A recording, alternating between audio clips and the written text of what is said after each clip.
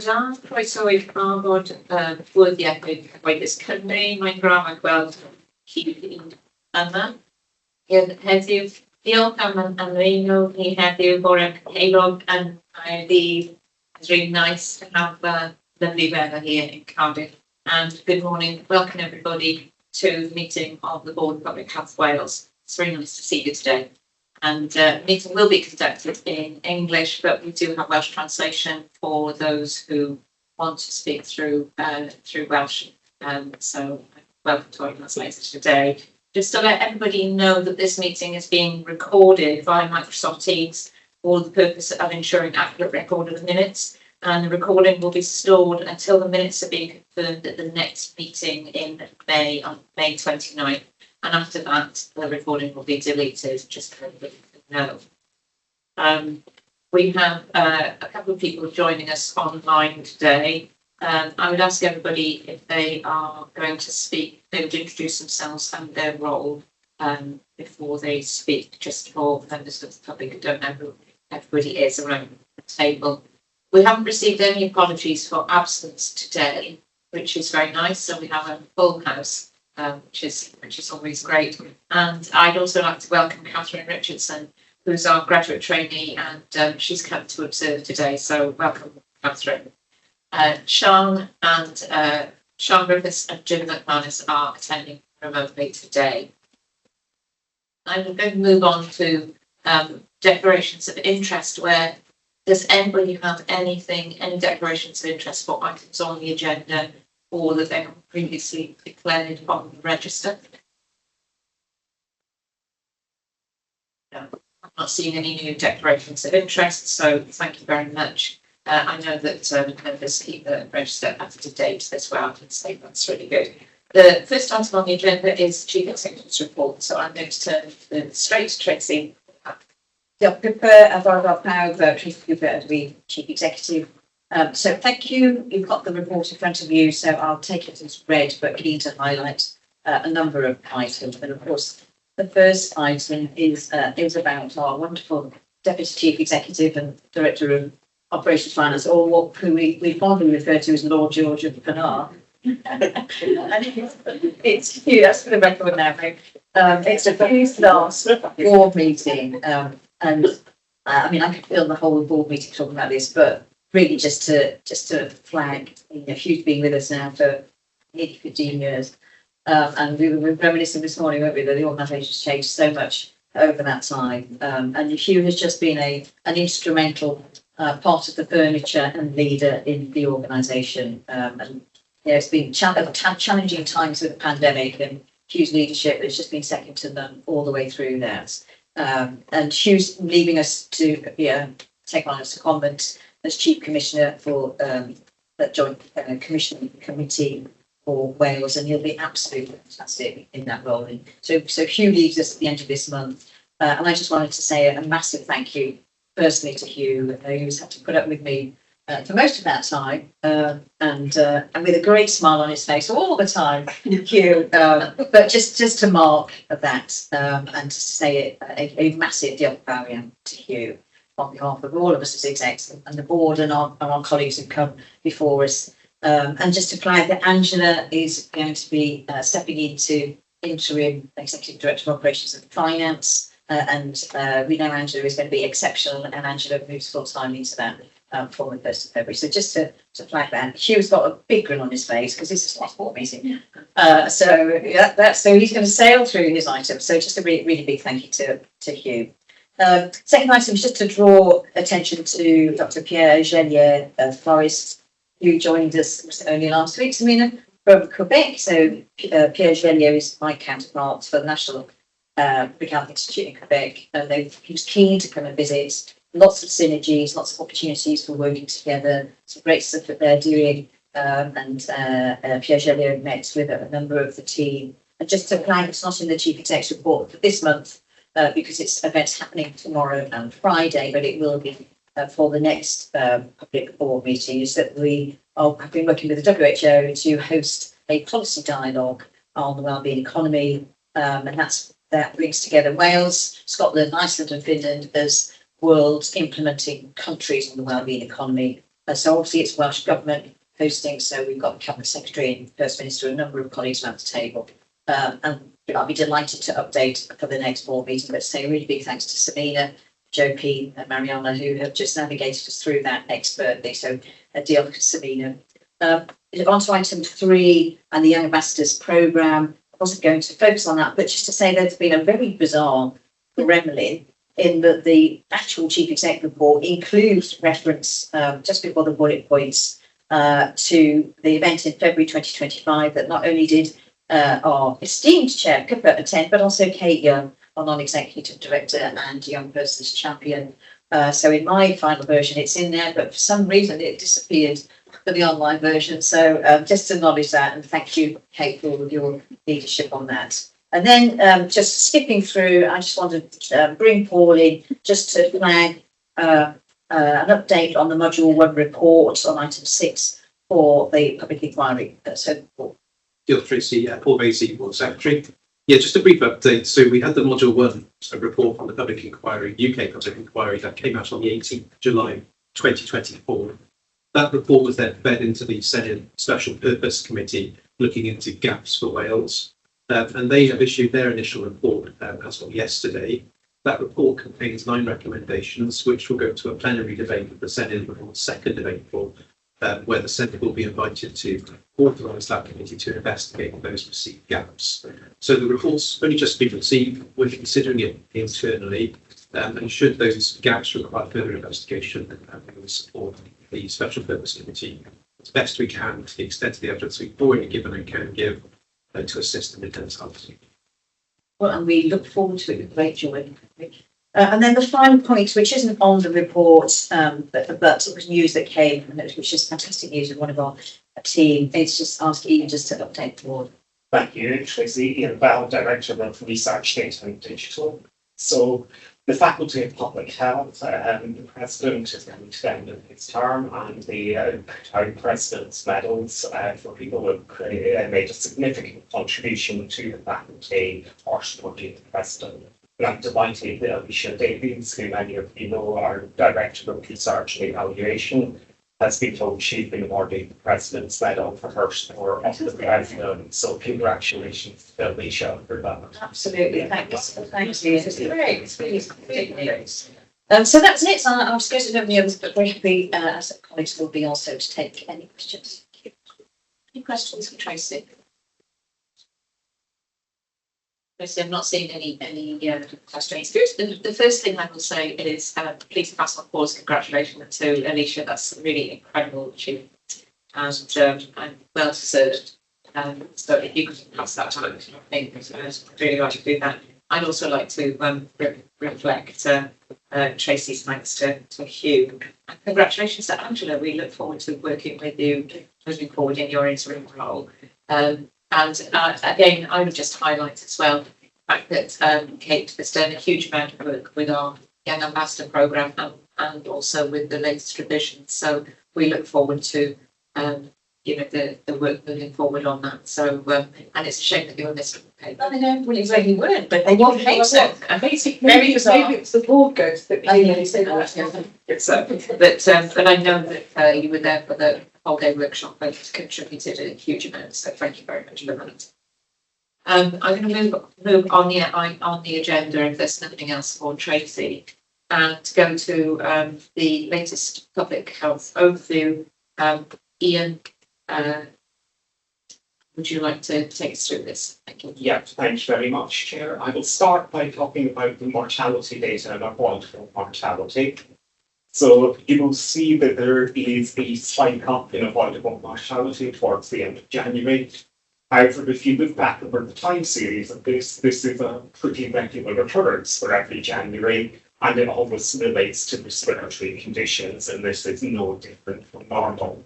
So while there's the spike there, it is not something which looks abnormal or of particular concern, although that being said, avoidable mortality is pretty flat over the time series, and therefore there is much we can still do on both people and the medical mortality. The second update I want to then focus on is the wider determinants, and particularly around economic activity. So we've long been highlighting to the board actually the trends and the worrying trends around economic activity.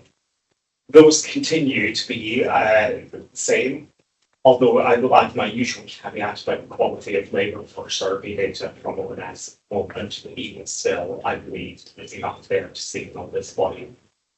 And since then, Jim, Selina, Tracy and I have been meeting in order to take forward more of an approach around how we can work alongside others who are experts in this economic field and bring more of our public health expertise into the trends around economic inactivity and long-term sustainability. Within the next tab, I want to highlight as well being which remains pretty flat around the years, and the trends are staying relatively where's my commentary on it. I then want to move into the healthy behaviour section. Healthy behaviour, smoking remains pretty flat around it, as does the 5-day type metrics in there. But I do want to pause a bit on the alcohol metric because I followed the age-old adage of statistics that if it looks interesting, it's normally wrong. So I began asking a lot of questions around the data. So we went back to the start of it. While it's not wrong, we do have a bit more insight into what's going on. And it does look like in the final quarter of last year, in England, but also particularly in Wales, it was under 35s out over the weekend, binge drinking heavily is what the data is suggesting. Now that in itself, it may just be a blip and it's an erratic time series, so let's wait and see what happens. But the wider point is still there around alcohol use, and actually the trends around ever since the pandemic on deaths due to alcohol misuse have been in the wrong direction. And therefore, Jim's team are doing a lot of work about the alcohol needs assessment in order to drive forward what are the right public health actions to take on the basis of alcohol. So while my gut instinct would be this data point may be a blip, I don't want to trivialise what is an important underlying public health issue. Pressures on the system remain as they always have been, and since the post-pandemic period. And then finally, on the data around communicable diseases and excellent public health services, my main bit there is I do want to draw attention because normally I nearly always only focus on the things that are stable or going in the wrong direction, but actually antimicrobial resistance still continues to show that that good trend of moving actually in the right direction of people describing less antimicrobial resistance. And I will stop there. I'm happy to take questions, Chair. That's really good, thank you. That's good news, isn't it? Yes. I've got questions for Ian, please. Just a comment, really. I mean, we both saw the alcohol at the same time. Went, which is what it's there for us to have the what moment, isn't it? My point is just really about the concerning, the continued concerning gender trends happening at the moment. So if we had healthy life expectancy here, we would see that blip of our healthy life expectancy, which was trickling along until 2019 and has dipped progressively for men and women since 2019. But prior to 2019, women did fare better, but now fare worse. And similarly with economic inactivity, as you can see in the chart here, that there's a gender disparity. So there's something there that Ian may want to elaborate a bit further, and that is concerning. And I think if we looked at it, when we looked at the health impact assessments on Brexit, on climate change, on cost of living, on COVID, that gender inequality, as well as for young people and other more broadly protected characteristics, was predicted and now is really playing out. So I wonder if Ian wants to say something. Yeah, there's further basing the IPPR on the healthy life expectancy that I'll cover through it just now. We have done quite a bit of work into looking at it. We can definitely see a correlation between there's enough triangulation there to suggest that the decline in the increase in waiting lists is having an impact through into healthy life expectancy. We then have what I would put in the correlations thing, and if you do enough correlations, you eventually find one that's positive, so take with a pinch of salt. But there are links coming through between some items of the cost of living and inflationary pressures, some of which emphasize gender disparities. So the trend in high food prices is particularly correlated with the decrease in healthy life expectancy for a bit longer for women, not for men. And the other one we got was on the private rental prices and house prices as well. So what we're building is that growing picture around that link to the waiting lists and link to cost of living. And hopefully, as we begin to develop our work programs through economic activity and other parts which are in IMTP, this will then lead it through into some of these. And there's some consideration, I imagine, for women's employment status post 60, which has changed significantly over recent years as well. So I think there's probably something that we should data surrounding that. I just wondered around alcohol, whether or not we do any work with charities to try and triangulate the data around, the use of alcohol at specific times, and whether they're seeing an increase in dependency, for example, anything like that. I haven't yet done that because it was in the past week or so I saw this data point. I think that would probably form part of the alcohol needs assessment I referred to, but Jim may want to come in to talk to that bit around it. Okay, I'll go to Jim in a minute. Tamsin, did you? It was just on the matter of the waiting list, women being affected more. I was wondering if we understand why women be affected by the waiting list more?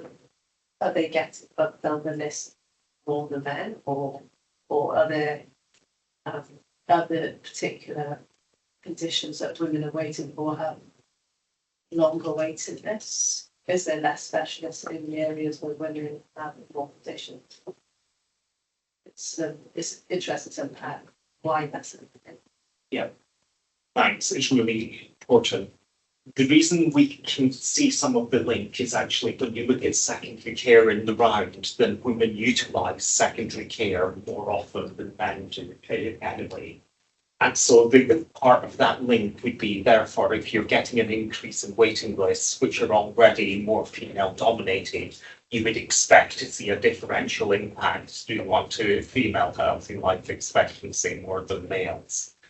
I think there is more to do to unpack it in the detail of it. And it is one area where we need to work with health boards to get more access into the waiting list data in order to understand it.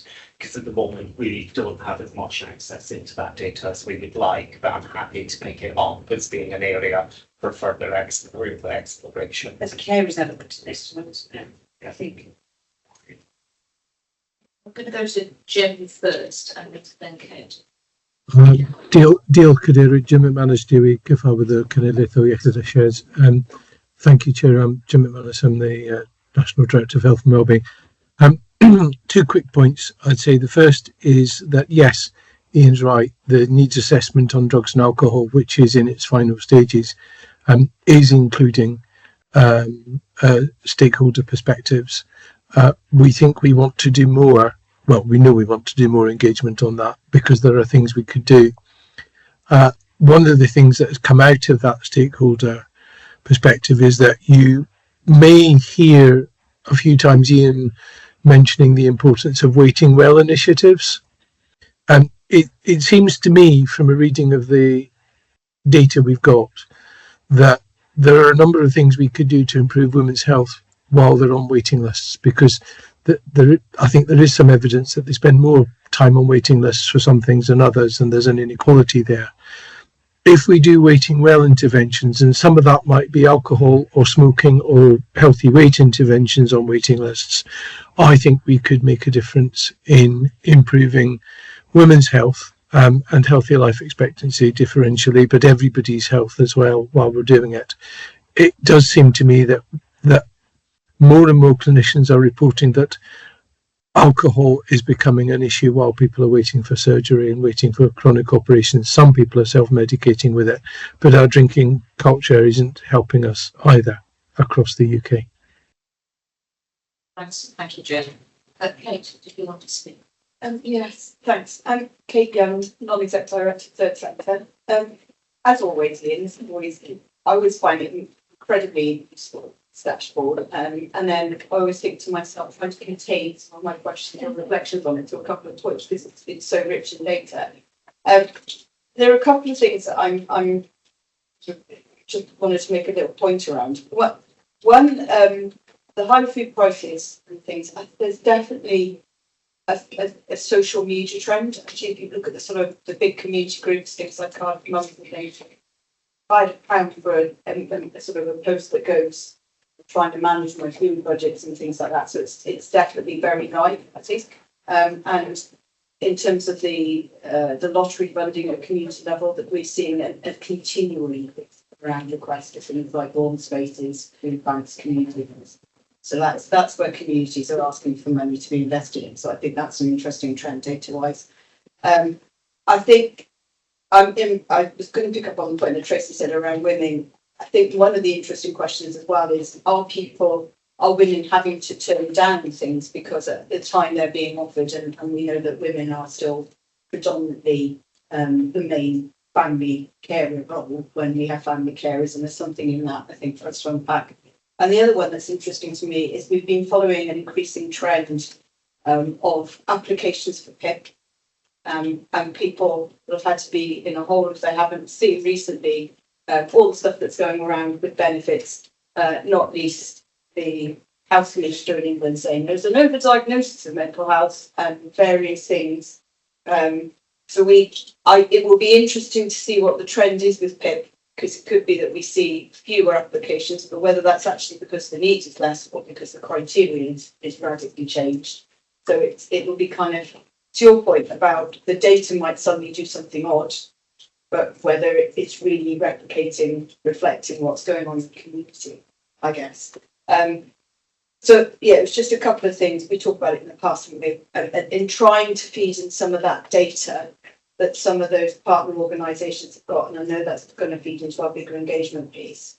But I think the more we can start to do that, once we complete our engagement piece, the richer this will be, because some of our conversations about what's within Public Health Wales is given and what's within partners and colleagues given to be able to help us in these areas, I think is the key one. And also Jim's point about the waiting well initiatives. The piece of work that's going on at government around the 3 Ps, that piece of work, I did wonder whether actually it's useful for the board to have a bit more detail on that, because I think it's quite an interesting piece of work that's going on in the prevention space to help keep people as well as possible. And I wasn't sure how many colleagues around the table actually knew what was going on in that space in detail, but it's actually quite useful for considering what we can do upstream. Thanks, Kate. Yeah, a lot of really important points there, I think, and plainly with the changes in the benefit system, we may well find ourselves in a place where people who are unwell or disabled being disproportionately affected. Ian? It's just on that point, Chair. I think part of the work on economic activities will need us to partner up with people, because there's a lot of benefit economics in this, which I was no expert in. And part of the trends are thought to be about the disincentives around coming out of disability benefits, because the takers are so extreme, as you know there. And so there could be a lot to unpick as these changes work through. And I think we're going to need to more people cooperate a lot more as part of this economic activities with people who understand this way better than my one professor on labour market economics a long time ago. There's something, isn't there, about the understanding that we need to be a little bit proactive in this space rather than just waiting for the data to come out and then trying to worry about what the cause is afterwards. So I think the fact that we're having a conversation, I think, is really helpful. I know in terms of the overview, people are comfortable with what Ian has presented. Ming, I think you wanted to update the board with a few points as well. Yes, I wanted to inform the board of 3 or 4 communicable disease issues that have been bubbling under the surface over the recent months. The first involves a case of Lassa fever. A tragic case in a healthcare worker was visiting the UK, who subsequently deceased, returning to Nigeria. There were several contacts while the case was infectious while they were in the UK, 2 of which were in Wales. I'm pleased to say that none of the contacts have developed secondary infection as a result of the exposure, and the incident is closed.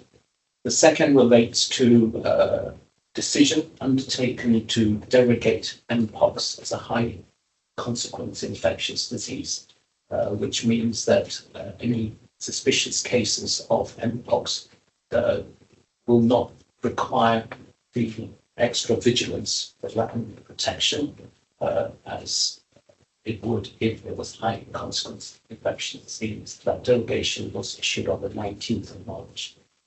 And the Marburg disease outbreak that I previously reported occurring in Tanzania, that's been declared officially over on the 13th of March, and therefore the threat to us has reduced. And lastly is to say that the World TB Day was on Monday, the 24th of March, and Public Health Wales organised its first symposium to mark the day. And there was a reminder that TB continues to be an issue across the UK. Although Wales is a low incident country, nevertheless, anyone with TB has to undergo quite extensive treatment, and compliance with treatment is an issue. It was a reminder that we need to continue the efforts to tackle TB. Any questions for men on any of that? Good news about really, I think overall, isn't it? Properly speaking. So, are there any further questions on this paper? I think I would the board agree that we're all assured that there's really great work going on in this space, and just note the update from Maine and from Ian. And I guess we look forward to the next time that we see this and see progress around the work that you're taking on at the moment. So thank you for that. Yeah, and I think just the timing of that is going to be really important. So thank you. Next item on the agenda, if everybody is comfortable to move on, I'm going to move over to you, Hugh. If you can take us through the finance and performance. Very much, yeah. Hugh George, so Deputy Chief Exec. So I'm going to take you to the reports separately. Soon that they will be and just walking us through the performance report. I'm hoping that we're getting to the stage now where people are familiar with the format of the performance report. We're moving away from consideration of what performance is and how we present performance into more of a sort of mature assessment of how we manage performance and improve the performance. So I'm hoping we'll focus in that way today. And I would say, from the meetings I've been externally in the last couple of weeks, this performance report seems to be making its way around Wales now. We've come forward to looking to use it as good practice. So I think that's something to sort of to take pride in. So if I take us to page 4 in the performance report, so we've highlighted on page 4 some of the key issues in terms of performance, but it's fun. So what we thought we use this sort of approach in the exec teams. I'll move through each of those and pass to the relevant directors to get their update. One of the conversations we have had is, as of next month, what we'll put in this report is, it's maybe in a table, but in a highlight format, is any areas within the report which are heading towards red, just so it can focus attention at that stage. So hopefully that makes sense. Just before we start, when we get onto the breast screening assessment and bowel screening colonoscopy section down below, it does say in brackets detailed in focus pages to follow. Main's team have provided those. They'll be uploaded after the meeting, so we'll just pick those up, but maybe it's all through those today. So the first point we highlight there is the sickness absence. So if I hand over to Neil. Okay, Neil Lewis, Director of People at IMTP. Just in terms of the six steps, I think the college will see the data there in front of you. From our perspective, we always tend to see this kind of seasonal increase as previous years. We will see the decrease that's been reported there for February as well. Also set out in the document the 6 assumptions behind the reason. Again, that is consistent in terms of anxiety, stress in that space. And we continue to work tirelessly across the organisation with colleagues in terms of making improvements in that space, but have a full provision in terms of our well-being. Having recently been involved in some HR roles across Wales, kind of benchmark this against public and private sector. They are right up there in terms of our provision and what we offer. Clearly, there are always areas we look to improve on, but we are supporting our managers extensively in this space to help in terms of the right conversations, those difficult conversations, but really looking to support our colleagues throughout any periods of absence, especially in relation to stress and anxiety as well. So the data is there for colleagues, and more than happy to pick up any specific questions. So, Austin has them. Yeah, I was just interested in the sickness and absence by reason. Are we clear whether that depression, anxiety is spread across the organisation? Is just a reflection of the other data we have of the nation, but this is something that people are suffering with generally, or do we investigate whether it's kind of in a specific part of the fact, does this occur in a specific part of the business of the organisation? Is it linked to particular managers, for example? Is it something that's internal to us, or is it just a reflection of general issues of population? It's definitely a reflection in terms of the wider challenges across kind of population, especially when you look at the data as well in terms of NHS Wales as well. We actually in that space in terms of our levels of sickness absence, especially in relation to stress, anxiety, are significantly less than Hatford's. However, in terms of kind of our work in this space, we absolutely do look at trend specifics. Some of this will be linked to kind of change, sometimes organisational change, but some of those areas as well will be kind of impacted by kind of personal and work-related challenges as well in that space. So we do get into that level, and kind of people are working with individuals and managers just to make sure we've got the necessary level of support in scenarios to really look at returning people back to work. And we've got a very kind of strong track record in that space, but absolutely there's always kind of more we are looking to do in that space. Yeah, previously we've separated out, we've had the cumulative figure, but we've also separated out short-term and long-term sickness, and that's disappeared. So I think if we put that back in there, I think that would be quite helpful, because in some of the smaller directorates, we've got some on incident right across the organisation, it's particularly pronounced. So smaller directorates, we've got a couple of people on long-term sick. So if we can put that in. It's in the lower level, that's the data's on there. Oh, I'll just look at lower level. My question is really around anxiety and stress, and whether or not we should be considering breaking that down more. Is this anxiety and stress that's caused by something that we are doing at Public Health Wales, so challenges in the workplace, or is it people who have issues outside the workplace? And I know that one of the civil service approaches is to break it down into bereavement, anxiety in the workplace, anxiety out of the workplace, or stress outside of the workplace, and combined stress in work. And so they break it down to 4 things. Of course, if we found that there was a big challenge for us as an organisation, then that's definitely something we could do about that. And so I just wondered if that was something that we could consider.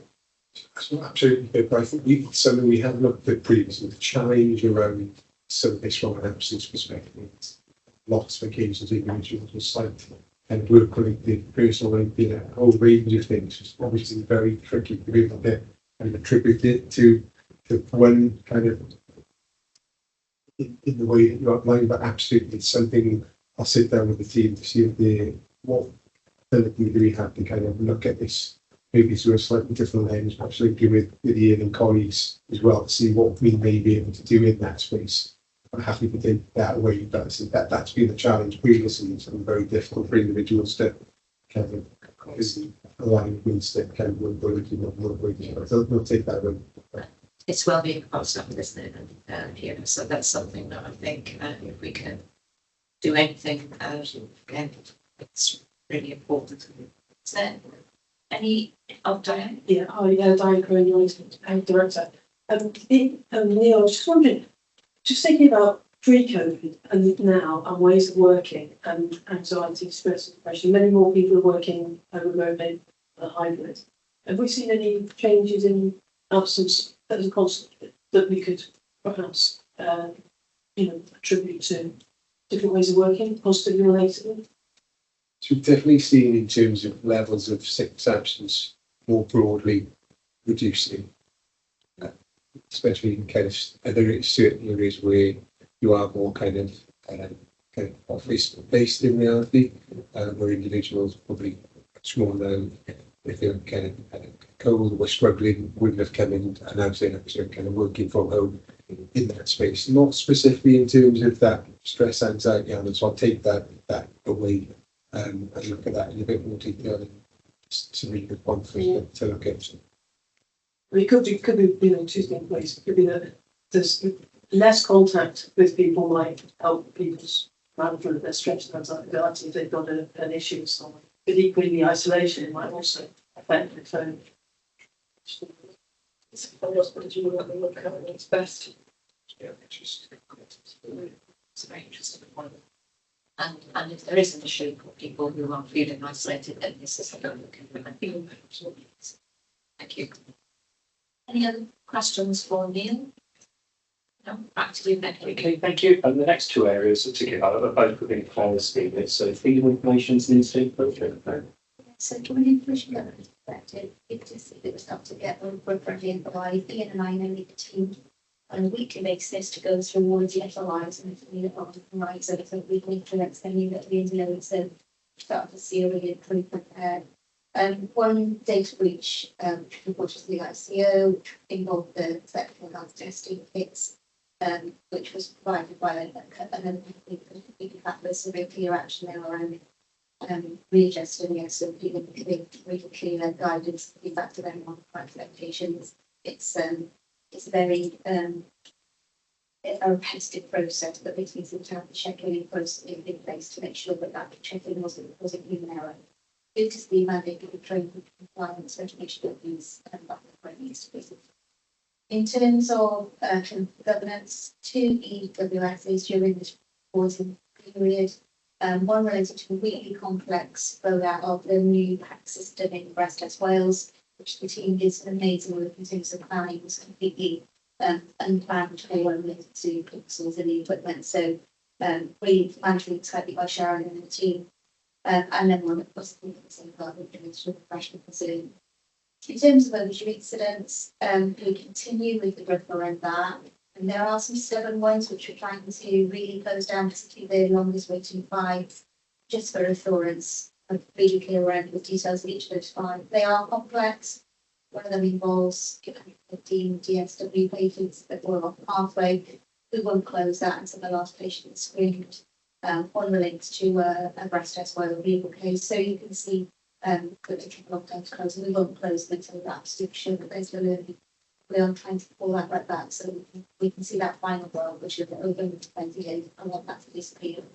And we've also done some more diffuse team around the IPR and our views so that we can actually start to see this over time so it makes more sense and gives some more assurance and we hope that to be able to land for 3 months one. That's really helpful, thank you. And I guess with regard to those sort of long-term cases, it's really helpful for us to know the kind of reasoning behind them. That definitely gives the board assurance. Any questions, Nick? Nick Elliott, non-executive director, and the breast health test wheels. I suppose a couple of things. I will have a lesson learned from that, because certainly from these kind of things we shouldn't have. There's a few backwards. We go live and not having tested would be my expectation. The other one is one of our business continuity performance surprisingly about the week out. So is there something there for us to investigate? We're not having that. As a project, we should definitely put it one, but we should have one anyway. Technology is the one thing we'll always wait for. In my area of expertise, but I understand that the monitors we tested before they left, very clearly this had never happened before. It was the storage that was the issue that affected the pixelation. It's the storage of when they were transported. I think it may have been temperature related, if I remember, but there will definitely be a lessons learned for the whole of the rollout, particularly with this particular issue. But my colleagues in the room know far more around this particular issue. Yeah, so it's a valid point around business continuity. I mean, we put ourselves forward as first to implement the new tax system, which archiving system, as part of the rollout nationally, and found ourselves in a position where the monitors we were assured were going to be satisfactory, but on testing when they arrived were found not to be. And there was pure vulnerability because of it. And I don't think, reflecting on that, we could have mitigated for that, because this was an error that we hadn't anticipated. The supply had never encountered it. So it's a unique situation that we couldn't have planned for. I'll comment not to be overly challenging, but I've done many of those projects and I've never seen one where many monitors not failed. So they do fail. Whatever the supplier says, there's always a number that fail. Not as many, I would say, high percentage of but therefore, the planners from that digital perspective should have foreseen that there should have been an early test. That's how I would describe it. That's the lesson learned, I think. I recognise where we are, it's a lesson. This is not unusual. Impacts at point to have bolting monitors. Highly, everyone I've ever seen. So just from that, with the business continuity, I suppose was my greater concern, given that we should have one anyway, we should certainly have one very digital, and just only guarantee technology can ever give us at some point it will let you down. And they replace them actually very quickly. Remember one weekend. So yes, Friday and Saturday, one day. So I think it's just one for us to be assured we have. I think there is a point here for all the items on the page over is to make sure that we go through and think the unthinkable about what can go wrong in a go live, specific how it does, and we can plan B for these things. I think there is something for us to be out there, which I'm happy to take into the digital portfolio as lessons learned in the project. Yeah, just in terms of the experience of service users, then additional clinical activity put into to cover that reporting as well, so that we didn't then have an additional into it. We expect for the service to make that a continuous thing. We should not attend technology issues as service issue. Yeah, there is definitely something in the board knowing that if the worst happens, there's a plan to deal with it, I think. And I think that's something that we would like to know moving forward. If it is produced, when it's produced, I think that's, for me, there's something around. We plainly have business continuity plans, but are we absolutely sure that they are going to cover the things that we definitely know about, the things that we are trying to see and trying to imagine what are unknowns, as it were. Yeah, I think we have generic business continuity plans with all sorts of critical incident scenarios being managed through that. I think what I'm hearing is that actually for specific programs, we need a risk register and mitigations as part of that, as part of the overall business continuity plans. Because identifying what the risks are, I think, is one step about learning from, other implementations. And actually, had we known that this was not unusual, then we probably would have been well served to identify what the mitigations are. But to be honest, I think the mitigations are what we actually did put in place very, very rapidly. So I don't think it would have changed, but actually anticipating that would have helped in terms of the supply of the new equipment. The supplier was very quick to respond, to say, and we were able to implement the new monitors very rapidly. The question is, we see a week's down for our ability to do what we're here for in something which is what we makes a big difference to the outcomes of patients. And so, not to labour the point, but any digital programme doing this scale part of the programme should be to ask the question, have we tested our continuity plans will function? Should the technology particularly not work in that first period? And that should be standards. So it's something to learn for the wider system, I suspect. It's not just public health Wales, but that's the kind of thing I would expect it to see. So you're absolutely right. I mean, one of the reasons for asking that is you do have fairly general continuity plans, and the programme should ask you the question so that you can determine that should the technology of that know what kind of doing now. And there are standard answers from Axons. They're very standard answers. People generally know what the solution should look like, but it shouldn't cause you lots of outages. But what's in the back of my head, just that. Yeah. And I think the next point is absolutely right about that identification of specific risks and whether or not they would fit within the plan that we already have. So I think that's a really good point, Lynn. Thank you very much. Yeah, I think to me it's yes, of course it's BC, but it's also about adding a step in to test when you're not reliant on them working. That's the thing, is putting that pre-utilisation step in, which will not result in disruption to service should they fail the test. I think that's, to me, that's the point. It's that test. Yes, so making sure we've got putting the step in, isn't it? That step in programme. Or test the technology, but test your continuity plan before they go live. Because I think only that way the technology fails. Yeah. And knowing you know what you're going to do, so you don't end up with that level of imitation. Yeah. So excellent point, Nick. Thank you. Anything else on this? We'll go back to you. Okay, thank you. So we move on to the main two areas there for screening assessment in 3 weeks about screening colonoscopy.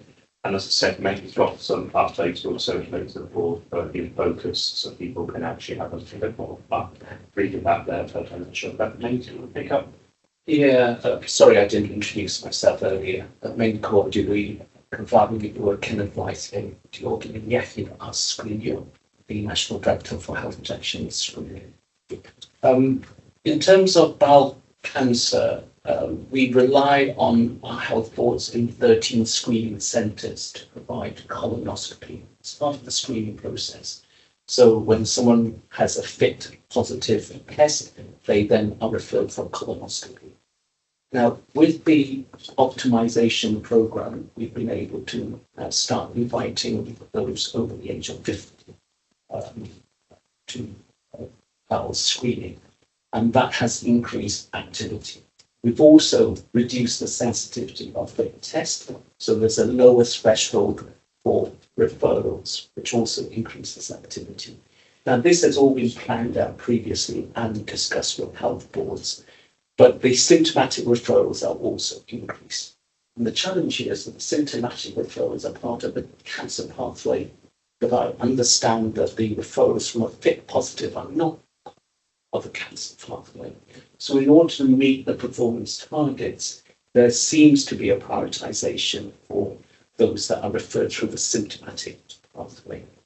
Now, we know that the detection rates from a fit positive are still high, even with the younger age group and the lower threshold of fits. So around 10% of all fit positive will be positive on colonoscopy. So they're also important.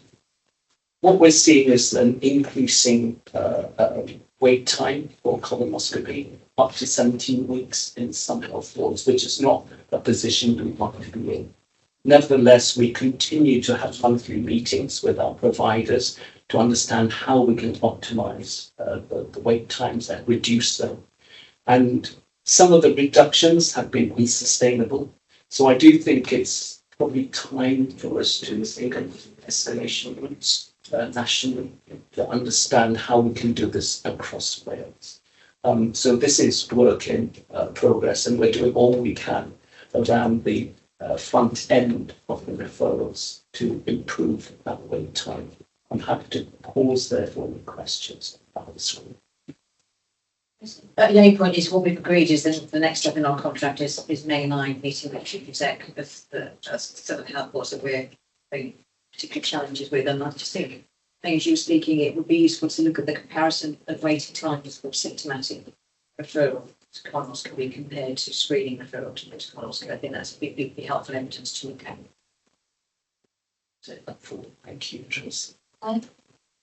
Just thank you, I think, for that explanation, because it's the things that comes up in this quite regularly. I always think that can't quite go into that, so that makes a lot of sense. I suppose the question, which is for others in many ways, is there anything that we could and should be doing about influencing that pathway and what counts? Because targets and measures do drive behaviours, and this one's to be counterintuitive. Sorry, Claire Jenkins.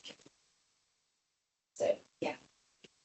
Yeah, so I think it's time for the national discussion, the escalation, because until we address the issue around what is counted in the performance measures, health boards will naturally gravitate towards what they're going to be fucked up against. So I need to verify the facts that is the case, but that's what I understand is the position around the cancer pathways.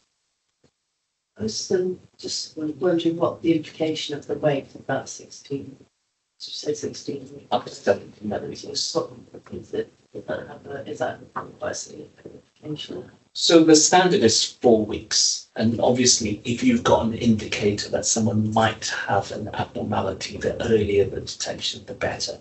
In the scheme of things, 4 weeks, 17 weeks for a cancer to develop significantly in that time is probably unlikely, but it depends on the nature of the lesion. So I would say that if we are able to avoid a delay of over 4 weeks, that's where the evidence lies about the optimal position we want to be in. So we do want to strive for the standard. A difficult situation as well, isn't it? Because of course we're relying on partners for delivery in this instance. So having those national discussions will be really important to see if we can move this forward, because at the end of the day, whilst taking your quadrant, it's still, we don't really want anything for anybody to. And it's potentially an equivalent data, but potentially it's inequitable. Depending on which you should have the same level of treatment, regardless of the referral process. Yes, or where you get it. Yes. Yeah. Sean, I think you want to. Thanks. I was just going to add my support to the idea of escalating this to a national discussion, because even if the pathology may not vary between 4 and 17 weeks, the psychology will vary between 4 and 17 weeks, and it's the anxiety of having to wait, and so I think a national discussion is needed on this. I think that's something that's true of all pathways that go between different institutions. That trying to get the overarching view is often quite difficult because people do their different parts. So I was just going to add my support to that. Thank you very much, Sean. And then I think we'd all be really interested to hear the outcomes of any discussions that you have, because I'm sure that we would all like to see this going in the right direction. Well, I'll move on to Breast Test Wales then. No further questions. Just to note a downward trend, increasingly downward trend for the assessment weights, which on the standard is 3 weeks from the screen. So once you have your mammogram, then you would expect to have your assessment within 3 weeks of that date. Current position from February is 11.1%. This is a significant drop from 26.3% in January. Much of that drop is from the north, where we have a shortage in the workforce, partly due to sickness absence and partly due to failure to recruit. And these are the clinicians that need to be part of the assessment clinics. So our capacity for assessment clinics has dropped.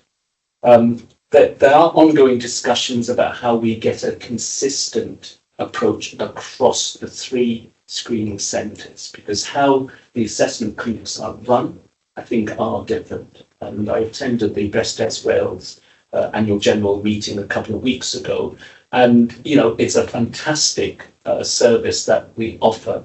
But if we're not able to work towards achieving these standards, then we're failing women in Wales. So we are looking at getting into the detail around what more we can do around consistency that will improve the position around the assessment clinic weights. It's not a position we want to be in. And then the other potential solutions are using capacity from the SAT to support the assessment clinics in the north. Some of it will be hybrid working and remote working, but given the situation, I do think we need to explore options. I'm happy to take any questions. Any questions for Ben on this? No, I think you've given us a full explanation, and let's hope that you can get some more capacity soon to an improvement next time. The final section that we've highlighted, of course, about board members may wish to pick up other things with strategic plan and milestone delivery. So it's just to say before we go through that, but all the requests for change which went to the executive team last week were all approved.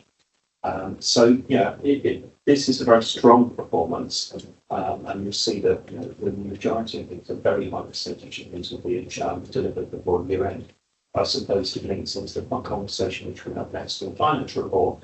Obviously, again, it's very busy March, so there's an awful lot of dependency on these being achieved in March. Of course, we're going through that now.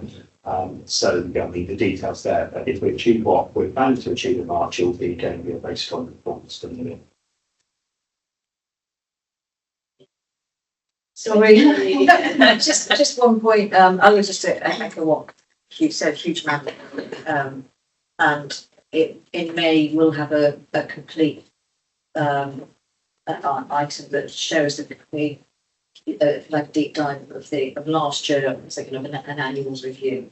Obviously, we get to be close to the end of the month. We weren't able to do that, so I think that's important. The second thing is, whilst there's a fantastic amount of work going on, it's the so what for me, and that with all the work that we've been doing with the route maps and the ambition for 2035, then the measurement system is going to be really important, because we can't, to me, disentangle the implementation of actions with what difference that we're making in the bigger numbers. So I think going forward, it'll be even more value added, building on what I think has been a huge performance across the year. We'll have that conversation in May, so just to have those things.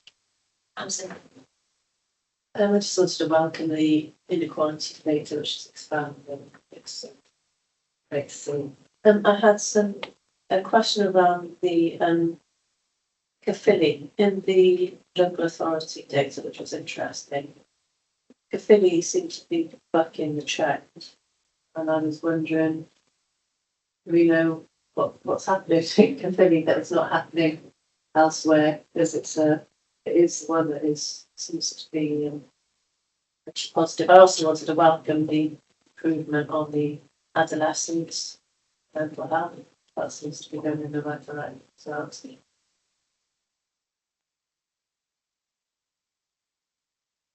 yeah, I'm finding the right chart. Yeah, I got it. To be honest with you, I don't know what's going on in Caerphilly, which is careless of me. On that side, it's a point I'll take away and look into. It could just be one of the very nature of things that sometimes there's just variation in the local authorities, but I'll take it away and look into it. Yeah, it's just interesting. Yeah. We're kind of nosediving in so many areas to look at the models that seem to be more positive and understand maybe what they're delivering. Yeah, we'll have a look into that. Smina, I'll go to you first. Thank you. So Samina is that National Director of Policy and International Health. Thank you, Tamsin, for your comments. And very similar to Ian, I don't know what the cause is, but this is a new area. So one of Ian's team has just produced this. And I think that's kind of this is what we want to do more of, to understand what's happening. I think the only thing I'd add to what Ian said is it's not from a great starting point. It could be variation, but I think, we do need to sort of bear that in mind.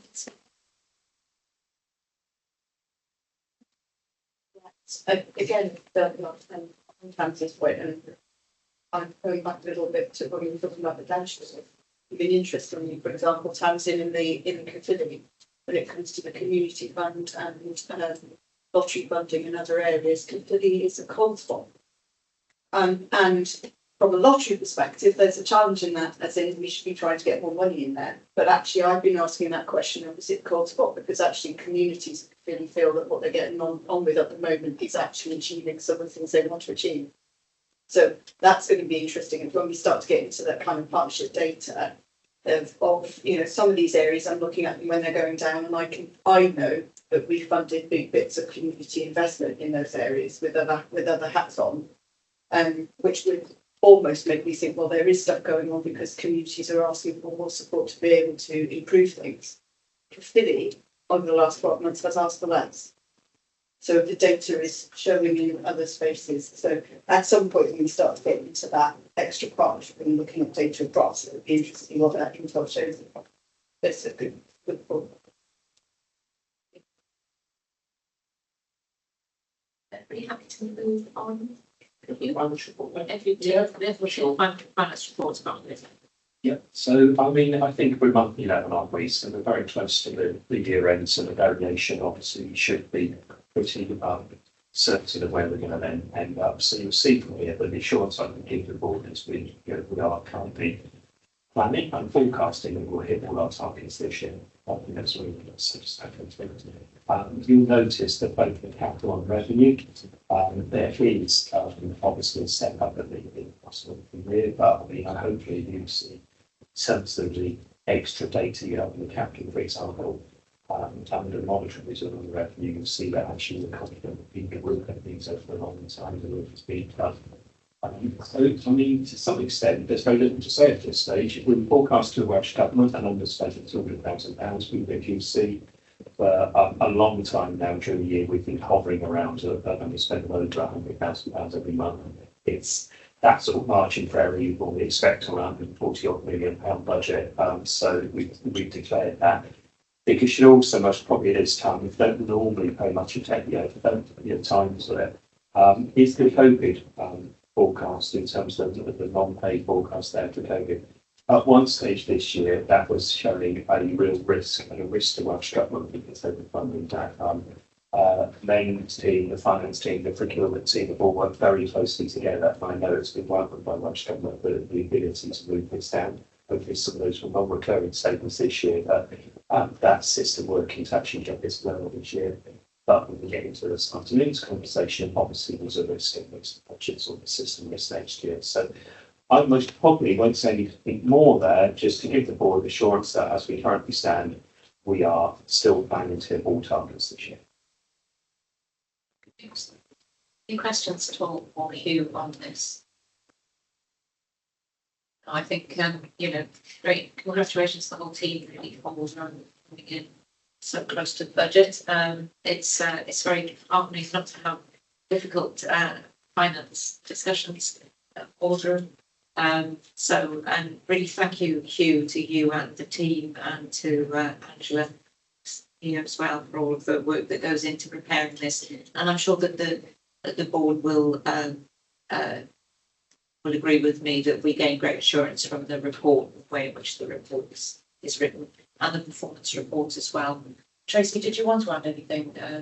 It's just in recognition of the point I made at the beginning of the Chief Executive report is at any point in time, Hugh, while you've been here, have we ever done anything but break even, balance the books at the end of the year, which I think is probably a unique attribute for a finance director in Wales. So just to flag that, and it just makes such a difference for us to be able to focus some development funding in every year to enable us to move on. So just a really big thanks to Hugh's leadership and obviously support manager and the team.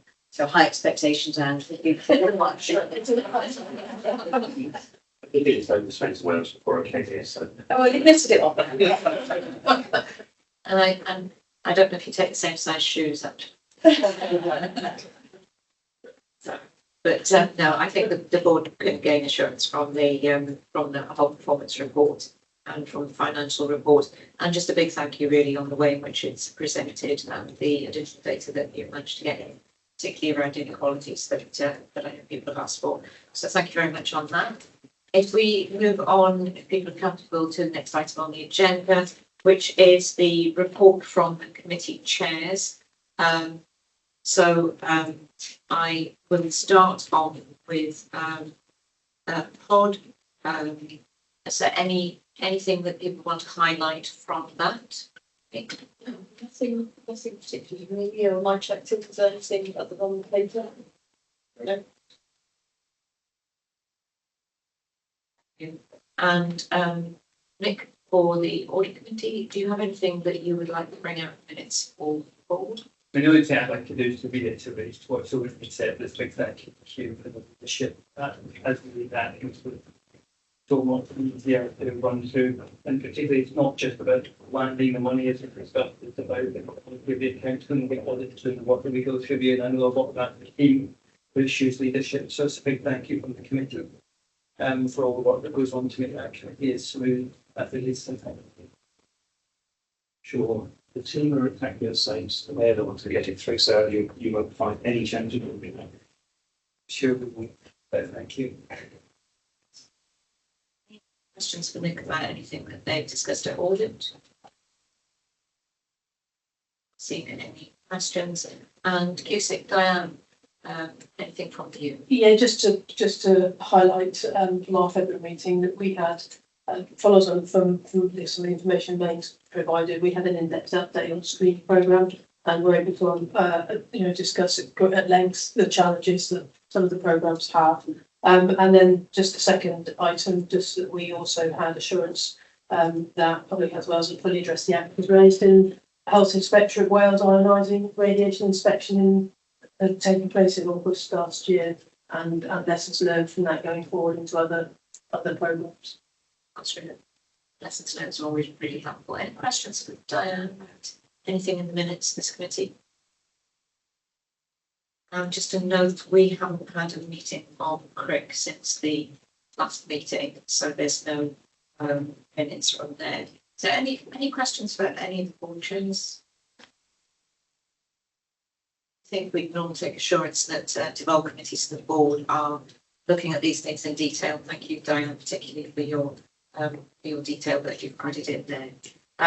We've reached Egwyl, Amser Coffee. If people would like to take a short break for coffee, and we will come back in 5 minutes, if that's okay. Oh, sorry, my apologies. I thought it was a short break. It's lunch, a short lunch. My apologies. It is lunch time, and not short break time. We come back. It's 1:10, please, everybody. Thank you.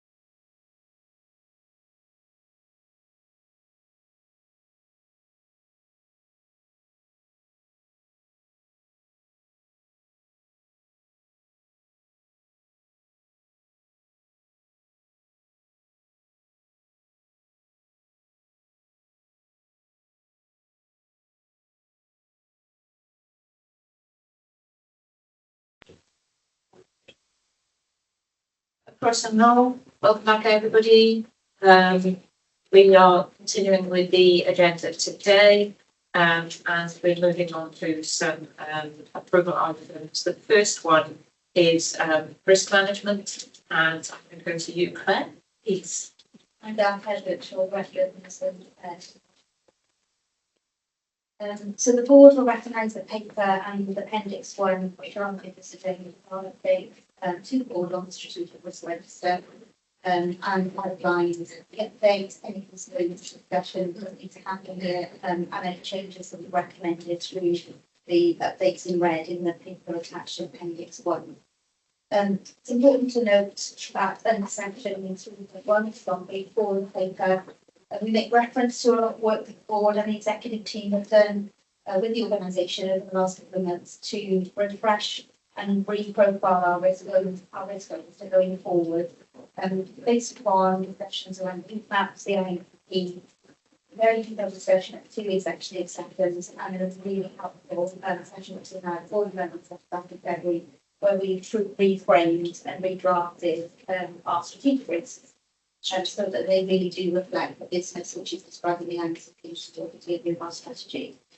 So on page 5 and page 6, the board will note the old risk descriptors, the existing risk descriptors, and the new risk in the IMTP. So I wasn't intending to go through those, they are outlined in the IMTP, which is the next item on the agenda. But just to thank the board for a contribution around reflecting those, and I really do feel that we've got a really good descriptor now around all of the new risks and collaborating in terms of some of the ones that were already separate debt but now form one risk that we can assess level 1. So we're really grateful for your contribution. The timeline outlined on page 7 outlined the work that has been undertaken, but also outlined what will happen next. So the board can see we will be looking at our next board development session around risk appetite and revise the risk appetite framework to provide our risk management development plan. And then a fully worked up revised risk register will come to the July board with all the architecture that supports it, the new sources of assurance, and risk appetite and risk tolerance around the new risk. So the final part of the paper and section 4 will ratify the links to the existing strategic risk register to our corporate risk register. Corporate risk register continues to mature and is managed through our leadership team, but is really dynamic now in terms of what's going on and the proposed escalation of certain corporate risk with the new strategic risk register. So that is the cover paper. I'll move on to the detail which is in the appendix. I'll just bring my executive colleagues in as and when they may wish to add. So risk 1, which is owned by Jim, widening gapping, healthy life expectancy of the population of Wales. There's a really comprehensive update in there for February. I think I just wanted to particularly highlight some of the work that's been done around the inequalities being supporting the development of the IMTP guidance, a comprehensive review of all of Jim's programmes for particular focus on health and quit and the impact of that, and the ongoing work which is happening around the Trying to Transform Diabetes programme. And the WHO work on the wellbeing economy, through the Welsh Government progress, and the work that's to be completed around policy advocacy. So don't know, Jim, if there's anything else you wanted to add under that risk? Any update? I'm quite happy to answer any questions if anyone has any. I think you covered it very well, Claire. Thank you, given the time.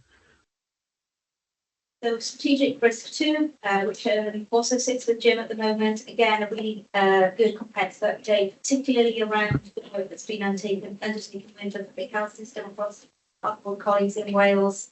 And updates within the areas of action, particularly in AP 2.2, to describe the work that's going on, led by Jim, Meg, Selina, and Ian, in working with that group to really pin down the progress and focus that needs to happen.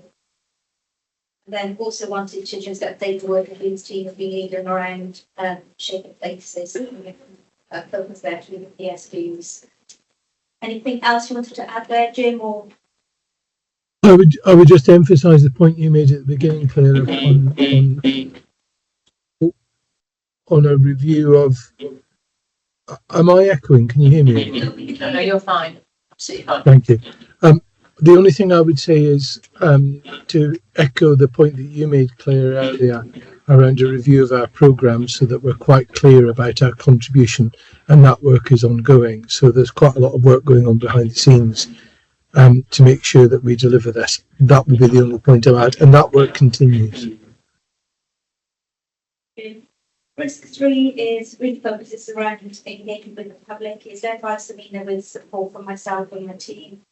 I think the exciting thing there is the anticipated national skills experience following, which is imminent. I reported the last one that we should have had by now, but it has been delayed from a government perspective, but we expect that imminently, and that will really help us in terms of the work that we're leading with some completion across Wales.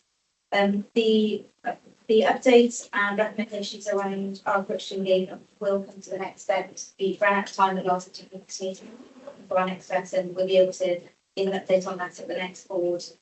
I just wanted to note the progress being made in Hugh's team around the progression of the organisational wide campaign strategy as well, which fits in this particular area of risk. And then finally, in that area, work that Samina's team have been leading within the behavioural science unit to support the IMTP and the work they were performing to work around that. Is there anything else you wanted to add in? Thank you, Claire. I think that's really comprehensive. The only point I wanted to add was the informal network on inclusion health, which is both in Jim's directorate and Meg's directorate. So I think that's really, really helpful, bringing together some common. Move on to risk 4. So this is in Neil's leadership area. Really thorough comprehensive assessment for which that word around this. All actions on target, but just one area which is identified around as laying strategy. But great progress in the leadership and management academy. I think actually out in the room here today. So really good to see our senior leaders go through that, and really looking forward to more details. They should come back to the staff so they will. One very quick point, just really thinking the people strategy. Just me colleagues agree with the rationale behind that. It's just to allow us to have more engagement across the kind of workforce as opposed to anything else. A significant amount's already happening in that space, but it's a really positive conversation with Tracy in that space. We just felt actually some further engagement with the school lands even better. This is around excellent services and the page to below those services across the types of our facing divisions, and also emergency preparedness and response. This is probably the update which is most significantly changed since the last report, and that's really because Men's team has to really deep dive into this area back in January, February time. So there are a number of actions in here which are proposed for change. Closure and for change. So it reflects the work that's going on in this area. But also this is the one that moves the fastest, I think, in terms of some of the operational pressures that we have and some of the work that Men's team do to mitigate some of the risks there. The one I wanted to pick up there was around two articles there. One was around the quality assessment against the STEEP standards. So we have an annual assessment which we need to deliver on our health and care quality standards. We're on track. That's managed to our core group, which reported into QSIG. So we're on track to deliver that, and that will be a really good first step. Standing had a new duty guides for the work that we do and how we can evidence the deliver against the standards. And then the only other one I wanted to mention was around the case management facility and the progress that's been done there, jointly with and Ian's leadership around the outcome business case. Anything else you wanted to add? Just to reiterate that with this strategic risk, there are changes that will come now and again that thwart our attempts to decrease the risk rate. So this month it's about the situation with Wales, West Wales, and the assessment of delays, which we have heard about earlier. We take the opportunity to constantly review the actions, and where the actions are taken to establish new arrangements, we then look at that as a control of an existing. With that approach, is something that makes sense, it certainly makes sense to us. But we also take the opportunity to highlight new actions that we need to take where there is a current gap. So, for instance, you will note the proposal to include one around the pandemic response plan for Public Health Wales, given the level of interest, the activities, and the findings of the COVID inquiry as they emerge, that we do want to develop a resilient, coordinated, and effective response to a future pandemic. So we have proposed to add this to the narrative and the action.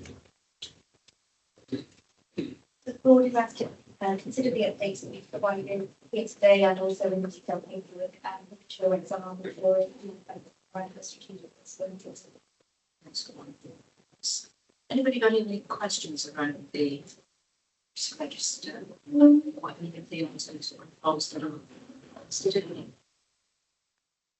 Just a comment, just so my question seems to be getting focus on that, but agree.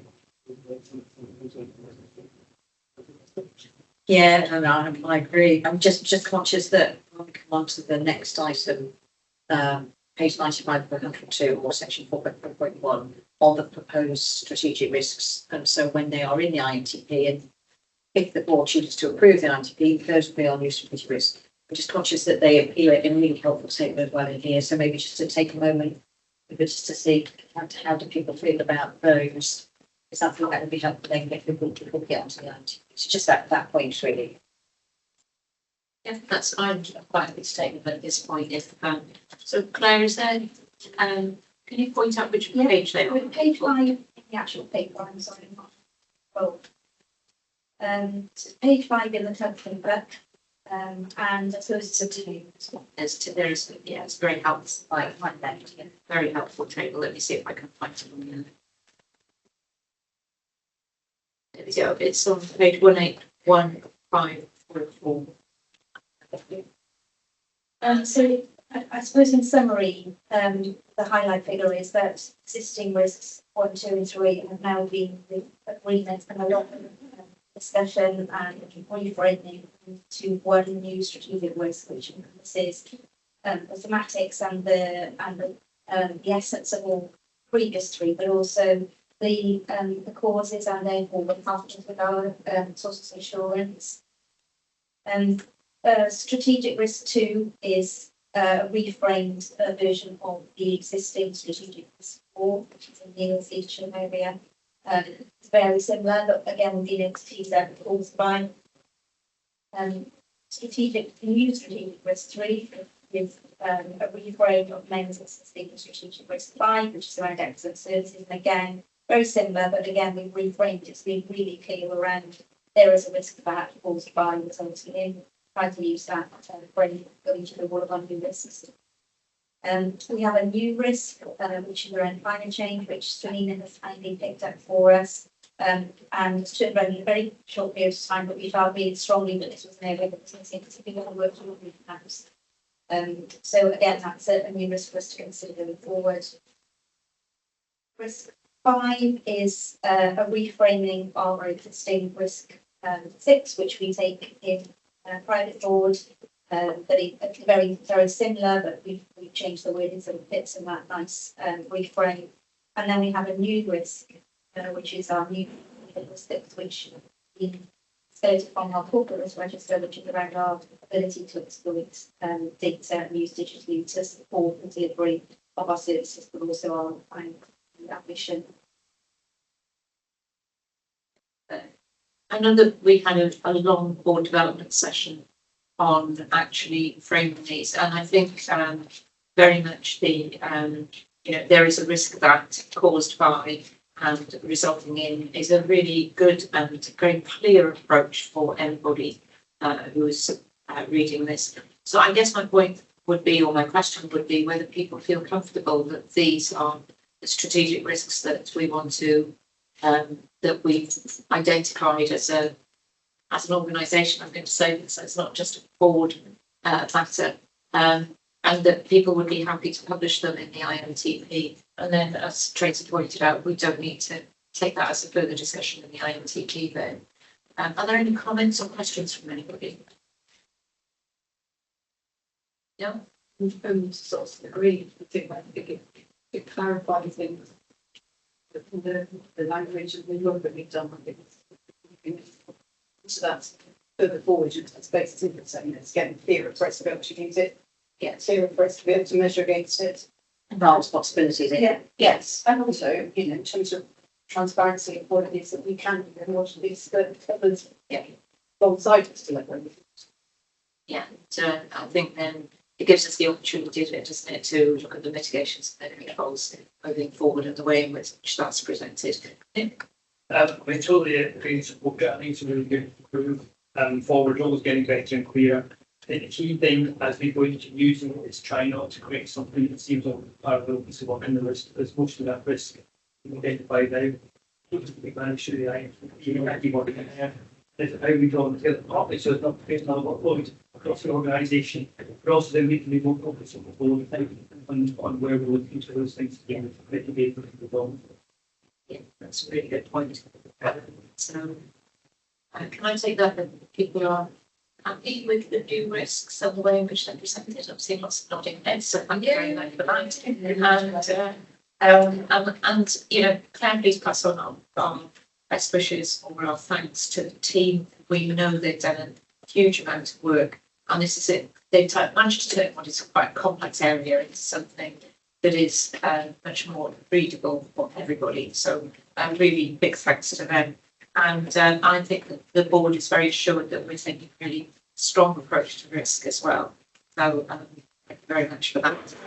We move on to the next item in the agenda that Tracy's already highlighted, which is the IMTP. Hugh, this is going to be your last IMTP for Wales. But I'm it's so emotional. It's almost as emotional as our financial report. We did try and count lunchtime minutes with Friday. Yes, so thank you. I mean, there's a cover paper here which is maybe slightly longer than you normally get, but I think it's important to sort of to work through this in quite a structured way. Nathan has joined us, and Nathan's obviously the architect who's worked with you before on this. So what we will do today is actually pick up comments prior to approval, but actually if there are any changes before it's submitted on Monday, we'll be making those changes. So if I work through this in a little bit of a structured manner, but bring colleagues in on our way through. So I think everybody around the board table is aware it's a statutory duty. We have to put in a balanced IMTP, which shows balance over the next 3 years, but also delivers the ministerial requirement, CapSec requirements as they are now, which were set out for us in our remit letter. So we've been working as a team internally since I think October onwards on this, or in earnest since October onwards on this. But in terms of the board engagement, remember we had a session both in December and then in February on this. So hopefully the board and February with the direction we're taking on it. In terms of the remit letter, we picked this up. We picked this up in the conversations we had in February. And we've shared with board members a letter that Tracy sent back, as you can imagine, in terms of that remit letter. I mean, on the whole, it was clear in there that most of those things were things which were already in our IMTP, or when we could consider them business as usual. So there was almost a layer below the IMTP. But there were a number of items in there that actually we were raising, that they're either subject to further conversations, clarity, confirmation, or even funding. So those are still outstanding. There's been no response to that letter at the moment, and we're expecting that to come through. But I'm just saying that because it's important that if anything does come through back on that between now and 31st of March, it may lead us to consider a change. I'm not expecting anything to at this stage, but there are some assumptions in the way we've approached this with some of those in terms of if we've not put it on there. With ours and funding yet, it's not in there as it were. So we will pick those up. And there's also a number of items which we've shared with you were outstanding around the finances. Not risks to us, I don't think, in terms of the way we approached it, but just so you're aware of those in there. So that's the remit letter.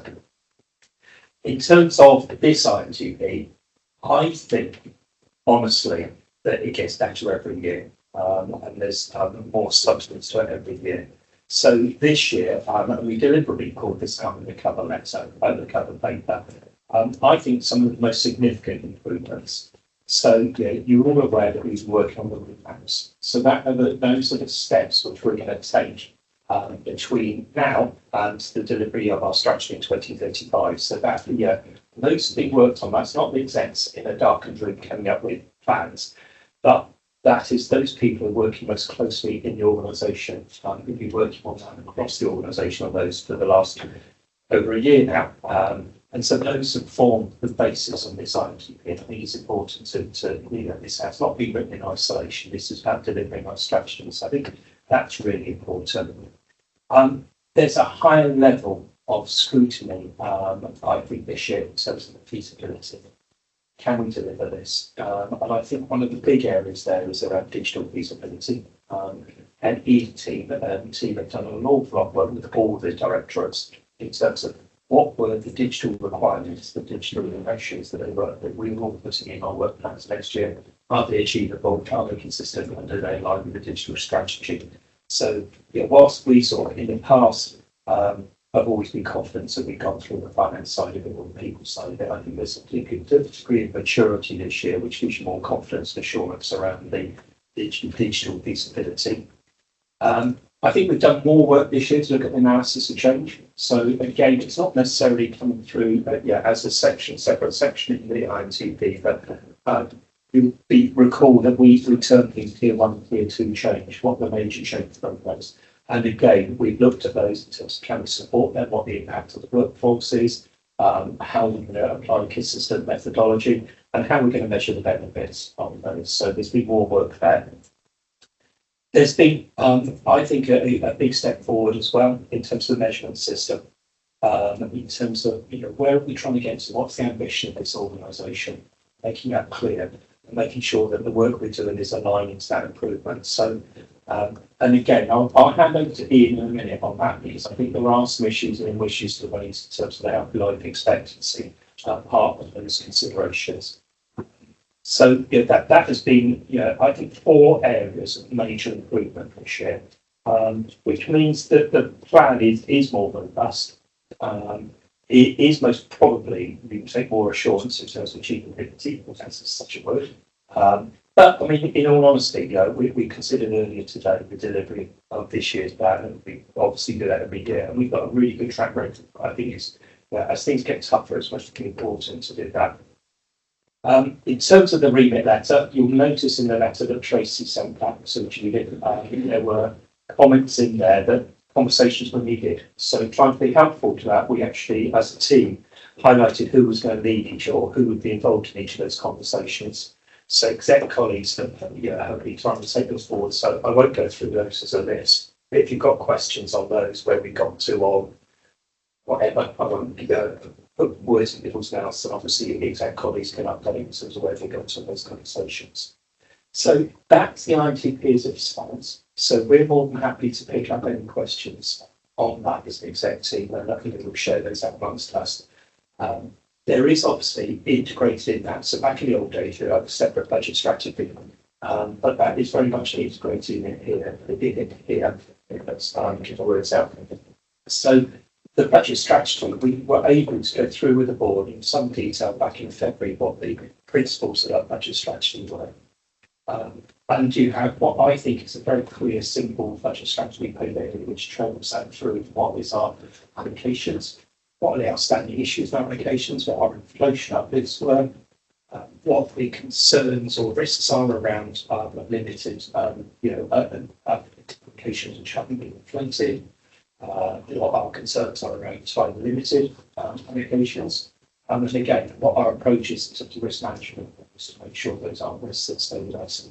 But we've also gone through in that paper, you'll see clarity in terms of all the cost pressures that we've identified, how they've been funded, what savings targets the organisation has set in each directorate, and just to give everybody the confidence, we asked everybody to find 1% cost cash releasing and 1% productivity. Cash releasing is fully achieved, so everything is now green in here, which is fantastic. And And then that leads most probably to the nice point at the end in terms of that has enabled us once again to have some investment.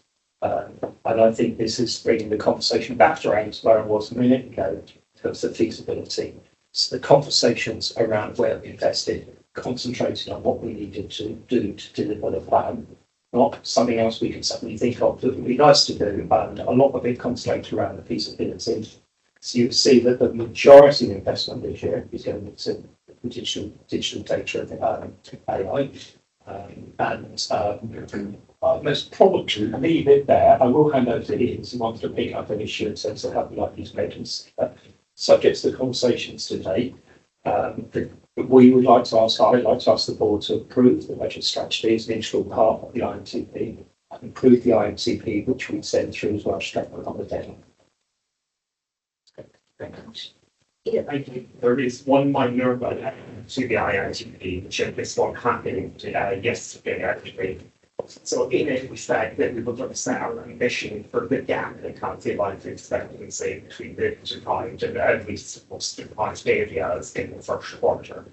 That's depending on ONS publishing data on the 3rd of April, which they have now cancelled due to concerns over the figures. So we have put it back through to quarter 3, which will give us time to do one of two things, either ONS publishing us working through or us work out an alternative to how we do it.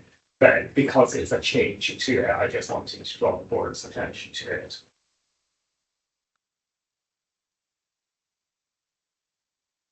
Got any questions about the IMTP?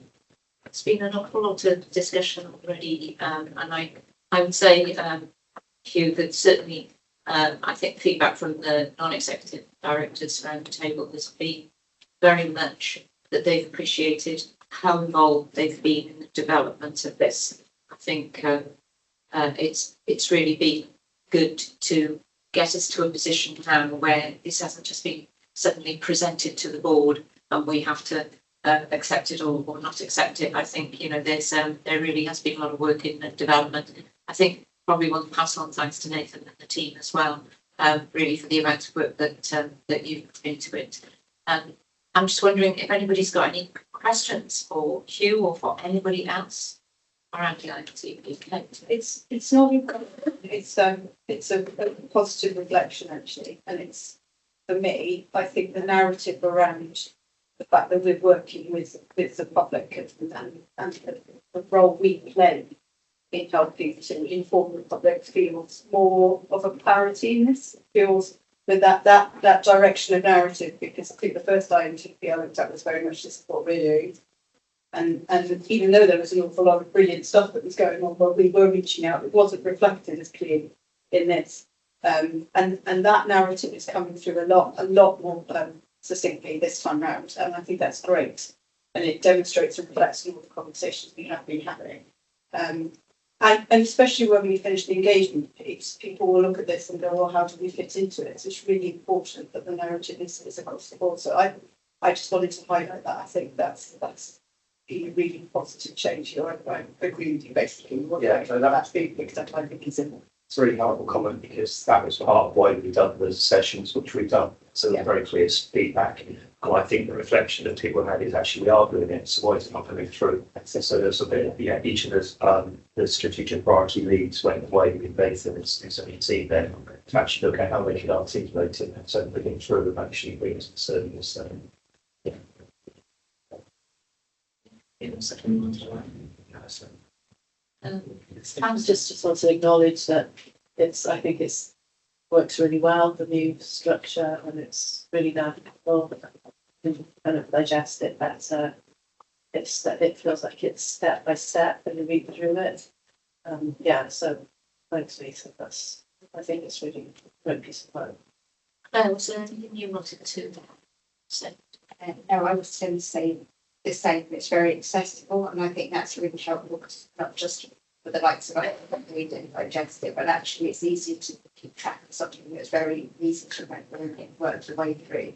Also, just I thought it's a bit of work of genius as well when you the mapping through of all of the requirements from the planning document, from the letter, any more we need genius to find that bit in there. So I think that's very, very good.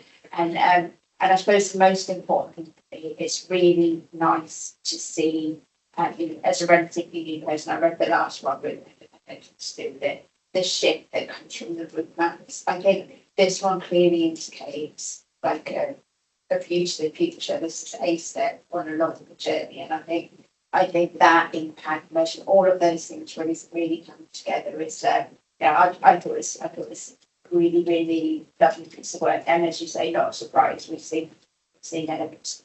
Yeah, and I think that's a great point, that you look at it, don't you, and you see, well, we want to achieve this, and this is how we are going to do it. And I think it's a really impressive piece of work that gives us that kind of proof map. Townsend now. So just on that note, I think there is the issue of there is more accountability for this as well, because I think when we get to the end of 3 years, and we've done exactly what we say we've done, and will the data be with us, or will it be moving in the other direction? In that case, there'll be some serious thinking and conversations to be had, I think, because I think this really does hold us as an organisation to what we said we're going to do, and are we going to hit kind of notes that we're looking to hit. And I think that it's kind of it's a bit more exposing, but I think it's a really positive step. It clearly aligns with our long-term plans, doesn't it? That's the other thing. It's not a standalone document. Tracy, did you want to ask? Yeah, just a couple of comments, but just before I do, just to echo thanks to everybody, particularly Hugh, Nathan, Susan, and the team, and Angela and all the colleagues, but also non-execs. The sessions that we've done and the roadmap session, we're really fortunate with. We've got an eclectic mix of huge experience on the board, and that's what it needs to be, and that's a compliment. That's meant to be a compliment. When you start explaining yourself, you want to back but just a couple of points though. As execs, we've spent a lot of time on this.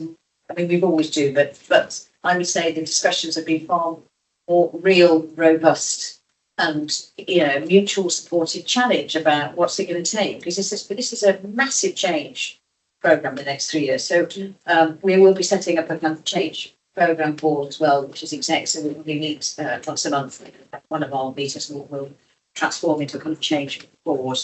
So a huge amount, because actually the public need us to be in the space that is holding ourselves to account and helping others. The measurement, I think, is going to be key, because if we're not measuring what we're here to do, which is improve health and life expectancy and reduce inequalities, then what's the point of this? So I think that's going to be key. And then the final point is, I think it's the strongest IMTP we have had so far.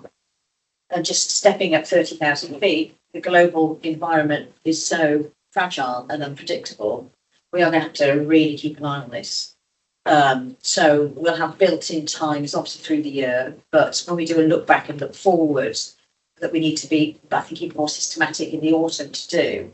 I think we have to be cognizant of the global fragility, and I would see perhaps our emergency preparedness activities may potentially increase as we work with partners across UK and in Wales, doing some more agile exercises given some of the global health fragility. So just to say that this will never be cast in stone, and I feel quite strongly in that for the next few years, but it really bodes well in what our ambition is to deliver. Yeah, absolutely, and the fact that it's built on route maps, I think, means that it does get regular review, and it isn't just something that somebody puts on the shelf and pulls it up a year later and go, well, how did we do? So I think it lends itself to that continual kind of testing, which I think is really good. Sian, I think you've got your hand up. I have, thank you, my virtual hand. I think I agree with all the positive comments, and I think it's an excellent approach and document. I think my anxiety builds on some of the points Tracy was just making. It's about the external environment in which we're working, because we may wish to deliver, but there are so many variables in the external environment that we do need to be constantly aware of those, and they're not just within Wales. I think I was going to ask how we share share this work and this process, particularly perhaps with other public health communities, because this is a time of instability in public health globally. And I think this is a very good, robust model that people might want to copy. And I dare I say it, they might like to look at this in England as they come forward with their 10-year plan. Thank you, Sean. I'm sure Tracy's got a comment on that. Yeah, and the board have been aware that the chief execs of the UK public health agencies meet quarterly, and I think every third meeting is face to face, and in fact the chairs do as well. We both had our respective meetings recently, haven't we? So at our chief execs meeting last week, we talked about the global health challenges, and we come together 2 weeks' time as national public health institutes as part of IMTP, the International Association for National Public Health Institutes, to talk about this. But we did discuss, Sean, about doing some UK-wide exercise. I suggested that we do some UK-wide exercises together. There is obviously the domestic nature of each respective country, but there is the landmass that is the United Kingdom. So I see us working really closely together, and obviously England partners as UKHSA and Office of Health Improvement and Disparities are also sitting around that table. We also talked about sharing respective plans that obviously we all have the same financial years, so I think it would be good to do that. We're together face to face, chief execs in May, and this will form quite a lot of the agenda, I'm sure. Yes, I do. Yeah, thank you for that. And I wouldn't forget Europe, given the situation Europe's in. Yeah, I think it's a good model to share, I think, as well. I think we should be very proud of it and really be proud of our staff for producing something that we're all sitting around and saying good things about, rather than picking holes. Yeah, that's a good point. And you know, and say, well, how are you going to do this? Or no, it's so much is covered. Is there any other comment or question that anybody has about the IMTP or the financial plan? Not seeing anything else from anybody, in which case, can I ask for a formal approval for us to be able to submit the strategic plan, the IMTP, to Welsh Government on the 31st? Yeah, seeing lots of nods, and also formal approval for the budget strategy as well, financial plan. Well, thank you. That's the last IMTP for us as well. Sticking the boxes. Yeah, well done to you and the team, and I said that we all appreciated the fact that we were able to contribute, and it's a great piece of work. So lovely. Move on to next item on the agenda, which I'm not quite certain why it's at this stage, but still, it's just approval of the minutes from the last board meeting. If people are, thank you very much, Nathan. Thank you for your time and your input as well. Yes, I'm seeking approval of the minutes from the last board meeting. Has anybody got any comments or questions or queries on the minutes? Or is everybody happy that they're a true reflection of our last meeting? Okay, I think that's approved. And Paul, do you want to take us through the action log, please? Yes, thank you. Just 2 matters on the action log, which are for closure today, not complete. Any questions about the items on the action log? Seeing any? Are we happy to approve closing these actions? Yes? Yeah. Okay, brilliant. That's lovely. Thank you very much. I'd like to apologise to anybody who's joined online for technical issues that we have had. We lost our live stream completely, and we've managed to now get it back up again. So welcome back, everybody. We were moving on to the item agenda about the NHS Executive Posting Agreement for 2025-26, and I'm going to pass over to Paul, who is going to take us through this paper. So I'll start again for the purposes of the recording. So the NHS Exec Hosting Agreement is an agreement between us as the host organisation and the Welsh Ministers, and it sets out the hosting arrangements that we have in place to support the function of the NHS Executive within Public Health Wales. This is the 3rd year that we've had a hosting agreement in place. In previous years, we've had the original agreement, then you have the original agreement with an addendum bolted on, makes some minor changes. And this year we have a new, more comprehensive agreement which wraps in all of those changes and provides some more updates as well. And the key changes to the agreement, which I will go through now with these. An assurance schedule has now been formally attached to the agreement, and this is the schedule whereby the NHS Executive provides assurance through to our committees and board around their functions to ensure that they're doing those in accordance with governance framework for Public Health Wales. It does set out service provision documents, and these are crucial documents because they identify the work that we will provide through our enabling functions to provide the hosting services to the NHS Executive. But also, if services required go beyond what's set out of these provisions and the general and hosting agreement, this provision to seek additional funding or resource to be able to provide those services. And an integral audit function has been clarified in this agreement, which is really important for this year because the NHS Executive need to have internal audits to provide that external assurance to us that they are functioning within the governance framework. Registers of conflicts of interests, gifts, hospitalities and sponsorships, there's a requirement clearly articulated in this Gazette to produce those. We've done some work around clarifying professional lines of accountability for our professionals, doctors, nurses, midwives, AHPs, etc., working within the NHS Executive. We need those lines to be quite clearly set out. And finally, the other one I would highlight is the need for the NHS Executive to maintain their own risk registers, and for those risk registers and assurance to go through to our audit governance committee as well. So it would be nice to present the hosting agreement as complete, ready for approval, but we're not quite there. In a lot of work, and there are two outstanding matters. The first one is the hosting levy for next year. That's not yet been agreed formally. And also we have requested an additional clause which is being considered. If I deal with the clause first, this clause is a request that we clarify the role of the Deputy Chief Executive of NHS Wales in the context of the operation of the NHS Executive and the hosting relationship. And we like this clause added just so there's real clarity of roles and responsibilities. It's not a clause that we need to die in a ditch over. But what I would say is that we continue to negotiate for this with the 1st of March. We don't get there, but we still see the provision to this hosting agreement on the 1st of April. And that's an action for next year. But I'm pretty confident we'll get something in the agreement to cover that off. That takes us to the hosting fee. Now, this is made up of three main elements. There's the base hosting fee, which is the hosting funding for each of the individual functions that the NHS Executive came over for those that did come over with a budget allocation, plus the basic hosting support that we set out when we first started this arrangement. Last year, we uplifted that by 3.67% to reflect the award given to health boards for inflationary pressures. And this year, the proposal is to do the same, but for the uplift for this year, which is 1.77%. That's not yet agreed, but it's looking likely to be uncontroversial between us.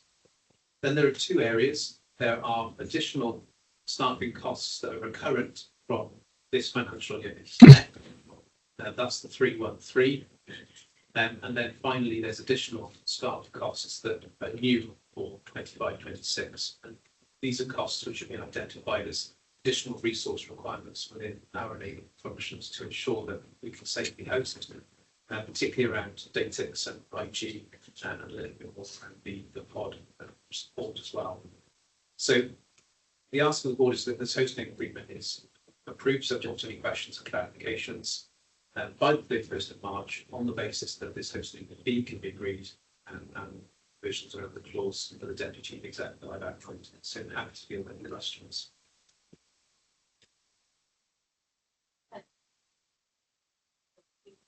Which is further the purposes of that board, but those additional costs become higher.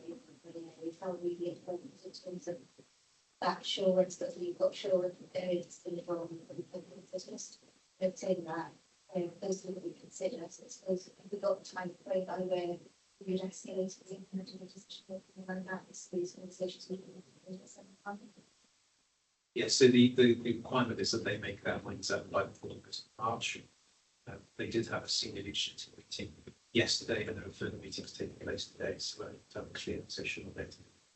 If those items aren't agreed, and then there needs to be separate discussion about how that supervision is provided, that won't delay the hosting agreement, because there's more at stake in the hosting agreement to get it on the line.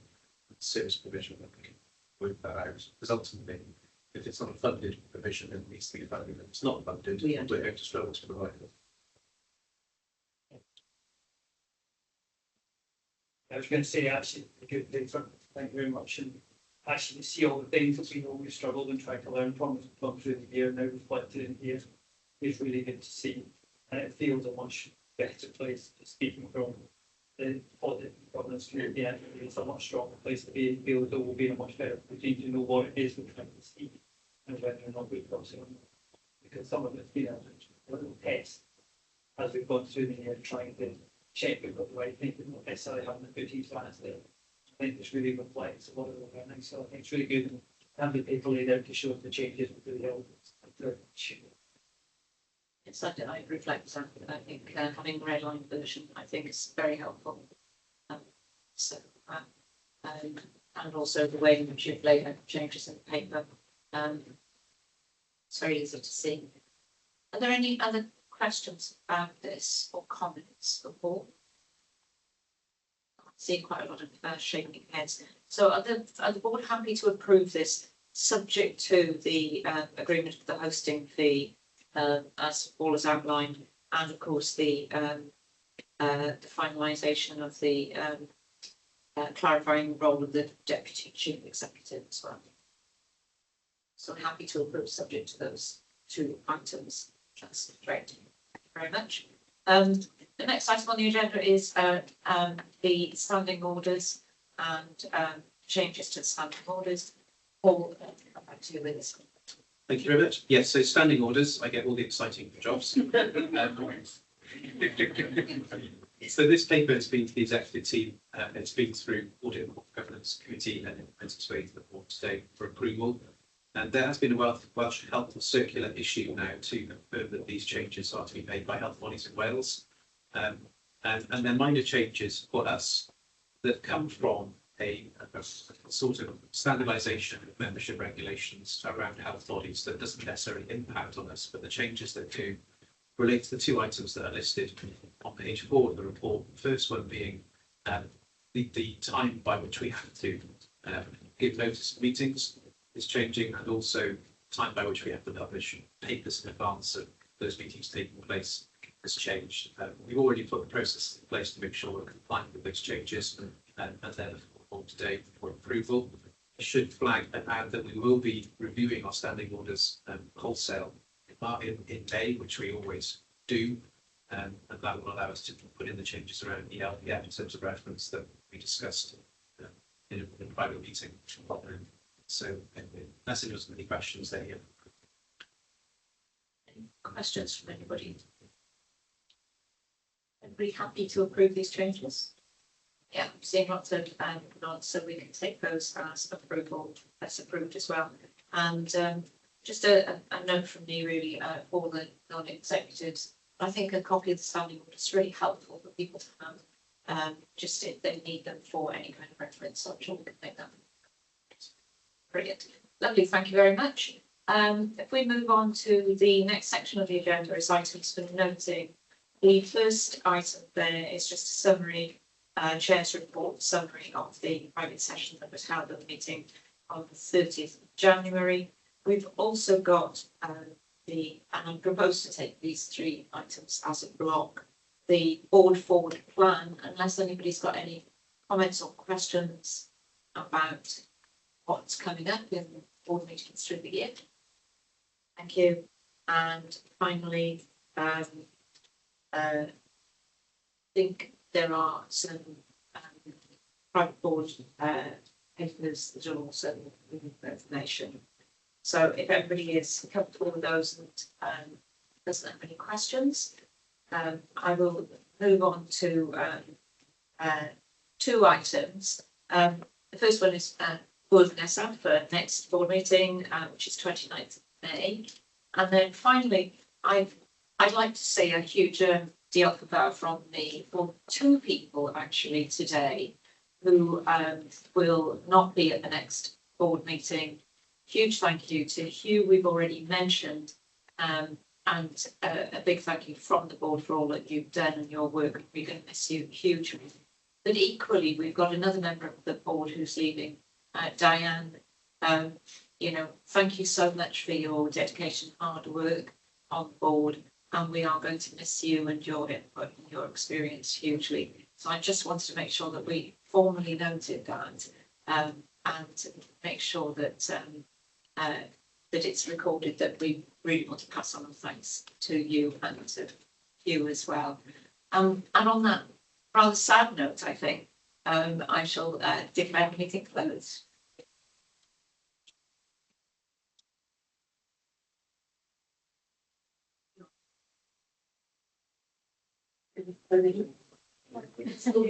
Jim, we'll bring you back. You back, Jim. Jim, what are you in?